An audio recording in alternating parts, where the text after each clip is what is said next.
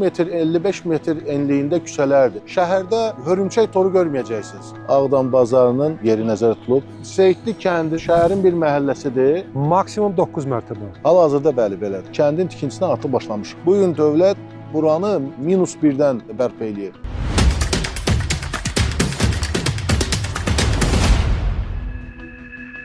Şəhəri şəhər edən rəmzlərdən biri yol nişanlarıdır. Ağdam, Füzuli və Xocavənd rayonlarında Prezidentin xüsusi nümayəndəsi Emin Hüseynov Ağdamın ümumi inkişafı barədə söhbətini bu sözlərlə başladı. Ağdam şəhərində həm daxili yollar inşa olunur, həm birinci yaşayış kompleksi var və ilk yol nişanlarını quraşdırmışıq artıq bu küçədə. Bəli. Biz həm piyada xəttinin, Yepyeni. həm də o bir tərəfdə piyada xəttinin yol nişanlarını müvafiq olaraq quraşdırılmasına başlamışıq. Bugün sabah ilk svetoforlar gələcək şəhərə. Bu il svetofor olacaq. Bəli, artıq çünki insanlar yaşayır. Burada hərəkət olacaq, maşınlar hərəkət edəcəklər. Kameralar olacaq. Kameralar da artıq... Kameralar onsuz da var, amma bu sürət Bəli, ölçəklər... mütləq olacaq və ilk cəriməni də sürücülərimizə böyük təntənəli şəkildə... Fəxri vətəndaş olacaq həməsiniz. Bəli, Yaxşı, indi bura baxanlar şəhərlərdə hiss eləm yazacaqlar ki, bəs aynı olacaq Ağdamda. mütləq. Biz artıq Rəqəmsal İnkişaf və Nəqliyyat Nazirliyinin nəzdində fəaliyyət göstərən Yerüstü Nəqliyyat Agentliyi ilə əlaqə yaratmışıq. Artıq bu işləri elə onların nəzarətində həyata keçirilir. Müəyyən marşrutlar işlənilir və bilirsiniz ki, Ağdam şəhərinin artıq küçə adları da bəllidir. İndi küçə adlarını da biz vururuq. Müəyyən dayanacaqların yerlərini müəyyənləşdiririk. Harada avtobus dayanacaqları olacaq və artıq marşrutlar üzrə xəttlərə müvafiq avtobuslar da buraxılacaq ki, insanlar ictimai nəqliyyatdan istifadə edə bilsin. Avtobuslar nə vaxt hərəkət etməyə başlayacaq? Bizim bilirsiniz, dəmir yolu və avtovazal Var, kompleksimiz var. Avtovazal kompleksinin bir funksiyası da şəhərlər arası olsa da, oradan artıq bir hub kimi biz istifadə edirik. Əsas depo məntəqəsi oradadır. İnsanlar ora gəlir, oradan da şəhərə... Xeyr, hər bir yerdə öz dayanacaqlar olacaq, amma avtobuslar oradan Aydındır. şəhərin müxtəlif istiqamətlərində hərəkətə keçəcəklər. Qısa bir müddətdə marşrutlar da hazır olunacaq və Ağdamın balaca bir hissəsi bir şəhər simasında meydana çıxacaq. Yeni Ağdamın küçələri də çox geniş olacaq. Üstəlik, bütün kommunikasiya xəttləri yerin altından keçəcək. 60 metr, 55 metr enliyində küçələrdir. Azərbaycanda heç yerdə bu qədər enliyində, heç nəinki Azərbaycanda, mən deyərdim ki, yaxın regionda belə bir şey yoxdur. Səliqəli yaşıllıq zonaları, infrastruktur tam təmin olunmuş.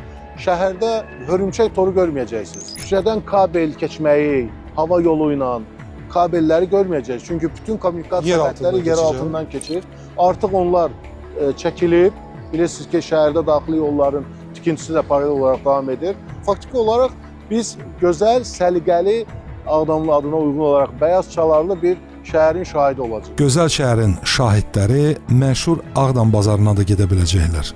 Bu növbəti sualımız idi və sən demə, Emin müəllim bu sualı gözləyirmiş.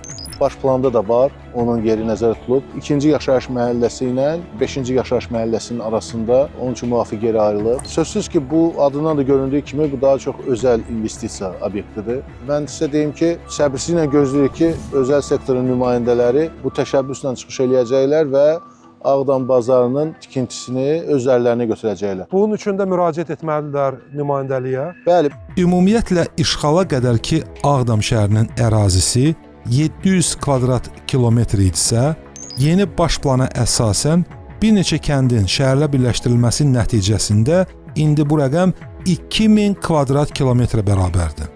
Şəhər tamamilə fərqli bir şəhərə çevrilir. Daha böyük, daha geniş ərazilər. Bir neçə kənddə birləşdirilib, onun hesabına da böyüyür. Məsələn, Seyidli kəndi. Bəli, bizim kənd. Sizin kəndi lap yaxşı. Seyidli kəndinin olduğu yer indi şəhərin bir məhəlləsidir. 4-cü yaşayış kompleksi hal-hazırda orada tikilir. Eyni qaydada hardasa aşağı-yuxarı 5000 nəfərin köçməyi nəzərdə tutulub. Yəni orada da bir 1200-1400 arasında ailə sayı olaraq əhalimizin köçməyini biz nəzərdə tuturuq. Biz hal-hazırda 4-cü yaşayış kompleksinin ərazisindəyik. Burada da ümumilikdə 75 bina var. Onun 47-si yaşayış binasıdır, 18-i qeyri-yaşayış binasıdır. Bu kompleksin daxilindəki bütün məhəllələrdə tikinti başlayıb. Artıq bəzilərində bölgə işi belə qutarıb. Digərləri yekunlaşmaq mərhələsindədir. Sonuncu 7-8-ci mərhələsi artıq təməli atılıb. Bəs ən hündür mərtəbəli bina neçə mərtəbə ola bilər? Hal-hazırda 7 mərtəbədən hündür mərtəbə yox. Məhdudiyyət var? Baş plana uyğun olaraq maksimum mərtəbə sayı 9 ola bilər. Maksimum 9 mərtəbə. Hal-hazırda bəli, belədir. Belə çıxır ki, ümumi dizayna görə şəhərin mərkəzi qalır öz yerində, orada muzeylər olacaq. Bəli, İşğal Zəfər muzeyləri, Mərkəzi Park, Cümə məscidi, Pənahəli xanın sarayı, bu iki obyekt artıq restavrasiya olunub. O olacaq Ətrafındakılar yaşayış hamısı komplekslərin dairəsində tamamilə sanki. doğrudur. Qeyd edək ki, 1, 3 və 5-ci yaşayış komplekslərini Avstriya, Türkiyə və İngiltərə mütəxəssisləri layihələndirib. 2 və 4-cü yaşayış komplekslərinin layihəsini isə Dövlət Şəhərsalma Arxitektura Komitəsinin tabeliyindəki Bakı Dövlət Layihə İnstitutu hazırlayıb. Layihələr ümumi dizayn fəlsəfəsindən kənara çıxmamaq şərti ilə bir-birindən fərqli və gözəldir. Şəhər özü ağ çalarlarlandır. Bütün məhəllələrin dominant rəngi ağ rəngdir. O gözə çarpır, xüsusi olaraq belə nəzərdə tutulub. Amma məhəllələr bir-birlərindən fərqlidir. Memarlıq həlləri fərqlidir. 2027-ci ilin ortalarına qədər Ağdam şəhərinin ümumi inkişaf dinamikası belədir. 2026-cı ilin sonunadək Ağdam şəhərində ümumilikdə 4 yaşayış kompleksi tikiləcək. 2026-cı ilin sonlarında 5-ci yaşayış kompleksinin tikintisinə başlanması planlaşdırılır. Beləliklə 27-ci ilin ortalarına qədər Ağdam şəhərində bütövlükdə 20-25 min əhali məskunlaşmış olacaqdır. Nəzərə alsaq ki, 2040-cı ilin sonuna qədər baş plan 100 min nəfərlik bir əhaliyə nəzərdə tutmuşdu. Onun 25 mini, yəni 1/4 sadəcə olaraq 26-cı ilin sonu, 27-ci ilin ortasına qədər təmin olunmuş olacaqdır. Prezidentin xüsusi nümayəndəsi dedi ki, işğaldan əvvəl Ağdamda qeydiyyatda olmuş, işğal nəticəsində məcburi köçkün statusu almış insanlar mütləq mərhələli şəkildə mənzillərlə təmin olunacaq.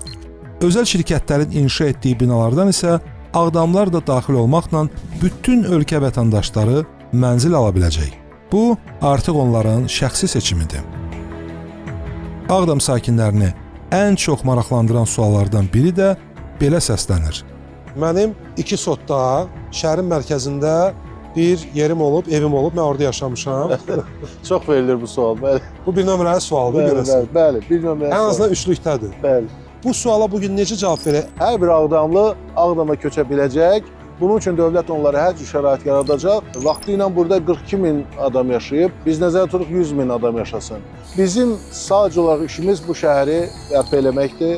Bu şəhərdə rahat, firavan həyatı təmin etməkdir və sözsüz ki, bura köçəcək vətəndaşlarının qayğısına qalmaqdır. Bu torpaqları artıq biz azad etdikdən sonra hamı da gördü ki, Ağdam hansı bir vəziyyətdə idi. Bu gün dövlət buranı sıfırdan deyil, -1-dən bərpa eləyir. Ağdam rayonunun kəndləri ilə bağlı vəziyyət eynidir. Dövlət kəndləri yenidən salır. Xıdırlı, Sarıcalı və Kəngərli kəndlərinə artıq insanlar köçürülüb. 2 kəndin tikintisi isə yeni başlayıb. Bu Başqərvənd kəndidir və Eyvazxanbəyli kəndidir. Başqərvənd kəndi Slovakiyalı mütəxəssislər tərəfindən həyata keçirilir, onun inşası və sözsüz ki, o da çox gözəl kəndlərdən biri olacaq. Eyvazxanbəyli bilirsiniz də, çox vacib kənddir, həm Ağdam üçün, həm Qarabağ üçün. Orada Qarabağ atlarının açılıq nəsil artırma mərkəzi fəaliyyət göstərib vaxtı ilə. Hal-hazırda nəsil artırma mərkəzi kimi layihələndirilib, layihələnmə prosesi gedir, amma kəndin tikintisinə artıq başlamışıq. Ağdam şəhərinin özü minalardan tam təmizlənsə də, rayonun keçmiş təmas xəttinin üzərində yerləşən hissə və kəndlərində bu proses hələ gedir, lakin sürətlə. Bizdə olan məlumata görə Ağdam rayonunun ümumilikdə bir 55% minalardan tam təmizlənir. Bir məsələni də vurğulayaq. 2026-cı ilin sonunda Ağdamdan Xankəndiyə qatarla getmək mümkün olacaq. Artıq Əsgərana qədər yeni dəmir yolunun yataqları hazır vəziyyətdədir. Ən son məlumatları Ağdam 2025 layihəsi təqdim edir. Bizdən ayrılmayın.